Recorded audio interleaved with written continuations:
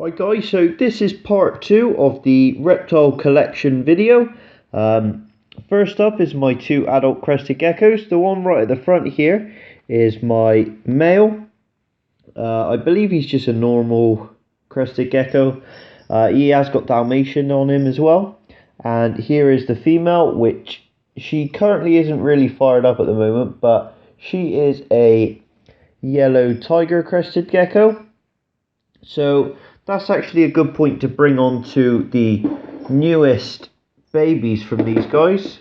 So these are the newest ones. In here is 2 baby crested geckos. You can see one of them just there. They're very small and aren't very old, to be honest. So there's one of them. Their roach is just there, and there's the other. So they're very, very new. They weren't born too long ago.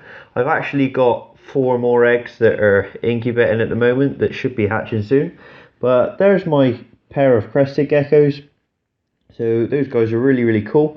And she's looking a bit skinny at the moment because she laid 2 eggs not too long ago. So she needs to be fattened up a little bit more. So her feeding's been increased a little bit. So that's those, and we'll move on to the next animal. So this is my next animals. This is my communal, sort of like Florida cage.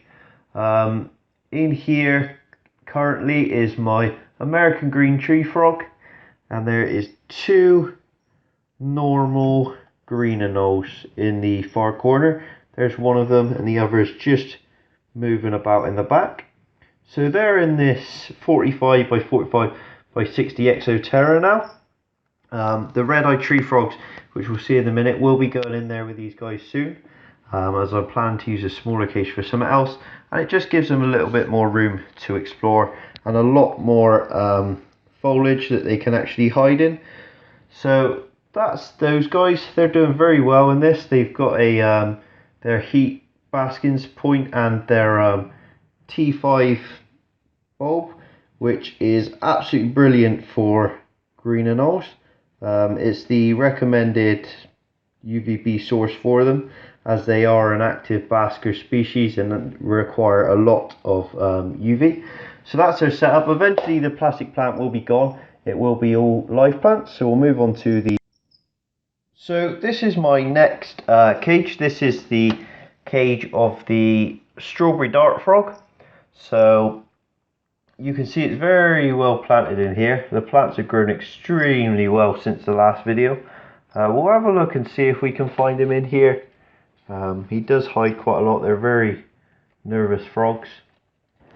But you can see the cage has grown out very, very well. It actually looks really, really cool now. The pond section just down here, which will fill up when the cage floods too much.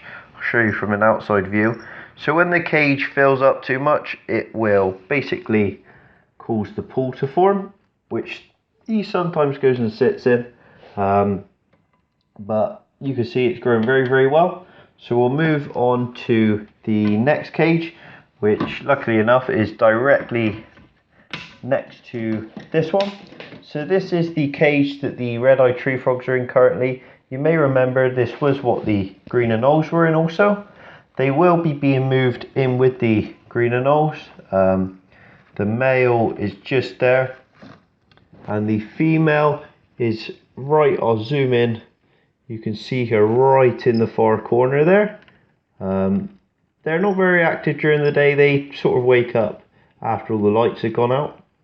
But they're extremely cool. They're my favourite species of frog. So that brings us on to our next group. So at the moment their cage is looking a little bit run down. The plant in there, which was a yucca plant, is actually starting to die off now. But this is my Cuban nightingale cage.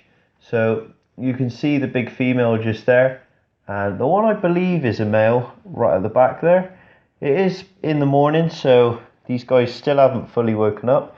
This is their cage. They're also in a 45 by 45 by 60 Exoterra. There is also a Cuban tree frog in here. You can sort of make it out in the back there. I will pull him out slightly so you guys can see. Hold on just a second for me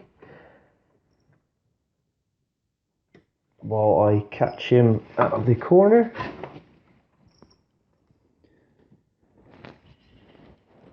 Right, so you can see him just there.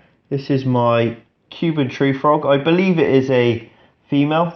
It's not fully grown just yet. It will get a lot bigger, but because it is a large species of tree frog, they do well with the night anoles.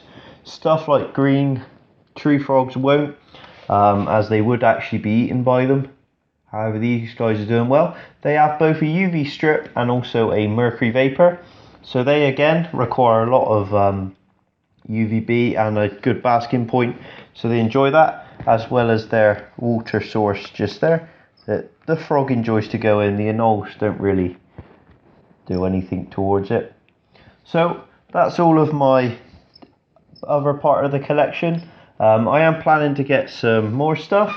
I'm not too sure 100% yet. Maybe some more amphibians that I would hopefully fill this cage with after the red eyes have been moved. So thanks for watching, guys, and stay tuned for more videos on the channel. Like and subscribe if you enjoyed. Thanks for watching.